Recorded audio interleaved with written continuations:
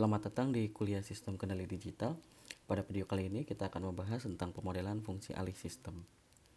Pada percobaan sebelumnya, kita sudah menyimulasikan bagaimana sebuah motor DC jika diberikan masukan berupa nilai PWM sebesar 255 dan mengamati tanggapan dari sistem tersebut dengan cara mengukur kecepatannya.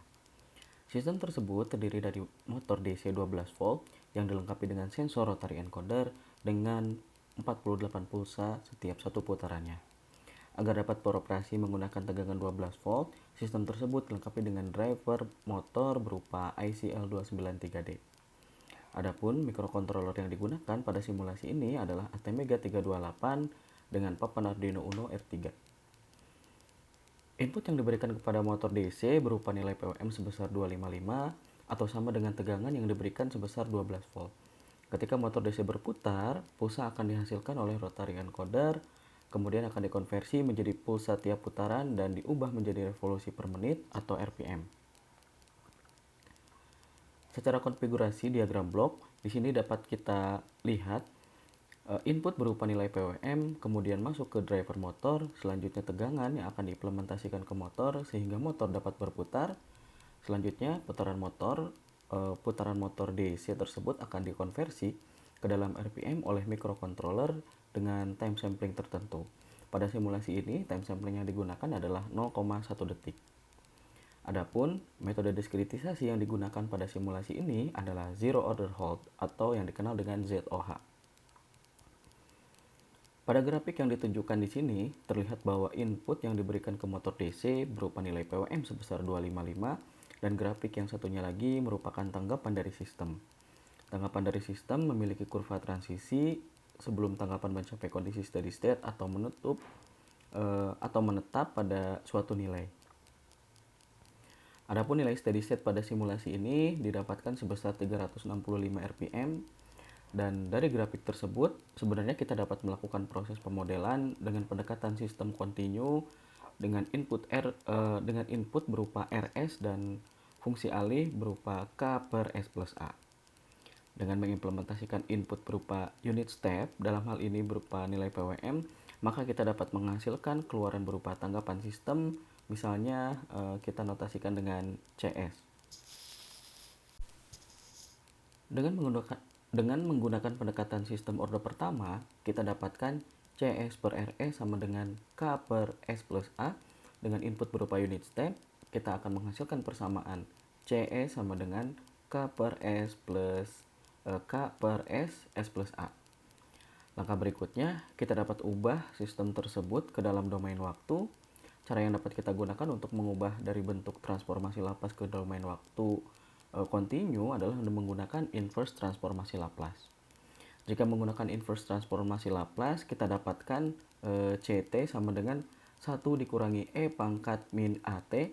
Berikutnya kita bisa substitusi T-nya di sini 1 per A dan kita akan dapatkan nilai E sama dengan 0,37 sehingga CT-nya sendiri sama dengan 1 dikurangi 0,37 sama dengan 0,36. Nah, nilai 0,63 dapat menunjukkan bahwa nilai keluaran sebesar 63% dapat kita hitung konstanta waktunya ataupun tau.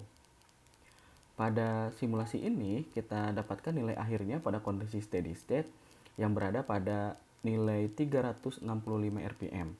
Sehingga 63% dari kondisi steady state tersebut di sekitar 229,95 rpm dengan nilai tau-nya sendiri sama dengan 4,2 detik. Karena nilai tau sudah didapatkan pada perhitungan sebelumnya sebesar 4,2 detik, kita dapat menghitung nilai A pada fungsi alih sistem order pertama tadi dengan melakukan pembagian antara 1 dibagi tau dan didapatkan nilai A sama dengan 0,238. Pada tanggapan sistem tersebut, kita juga dapat menghitung waktu naik atau rise time, yaitu rise time di sini merupakan waktu yang ditempuh dari 10% ke 90% nilai akhirnya. Perhitungannya dapat dibagi menjadi 2 bagian, yaitu pada kondisi akhir sebesar 90% dan kondisi awal sebesar 10%.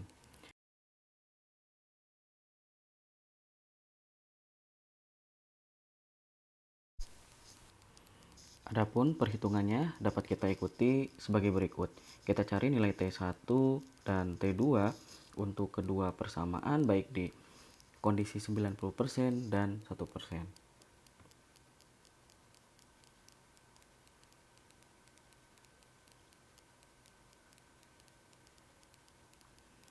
Dari persamaan tersebut, kita dapatkan cara melakukan perhitungan untuk rise time adalah dengan menghitung 2,2 per A. Adapun rise time dari sistem yang kita simulasikan sebelumnya yaitu 2,2 per 0,238 atau sama dengan 9,24 detik. Selanjutnya, dapat dicari pula settling time, yaitu waktu menetap yang dicapai oleh tanggapan sistem dan menetap kira-kira 2% dari nilai akhirnya. Formulasi untuk menentukan waktu menetap atau settling time diantaranya kita bisa mengambil dari kondisi akhir sebesar 98%. Sehingga kita dapatkan formulasinya di sini sebesar 4 per A.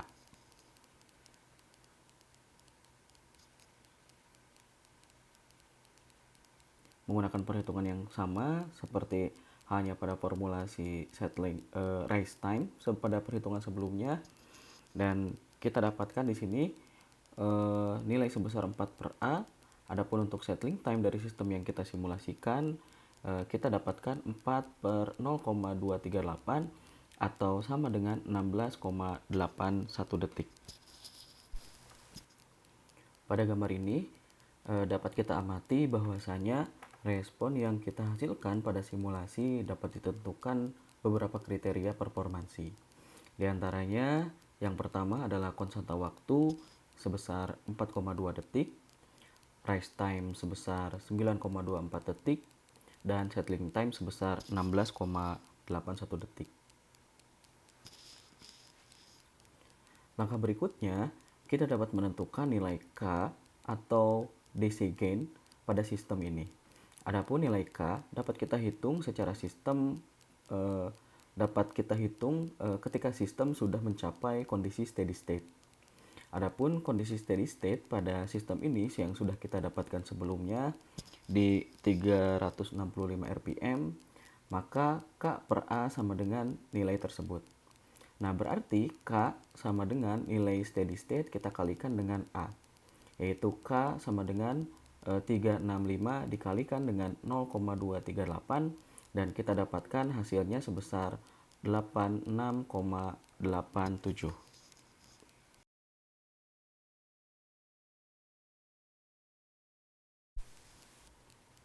Sehingga dapat kita simpulkan dari grafik tersebut, kita dapat menentukan model matematis dari GE sama dengan K per S plus A adalah 86,87 per S plus 0,238.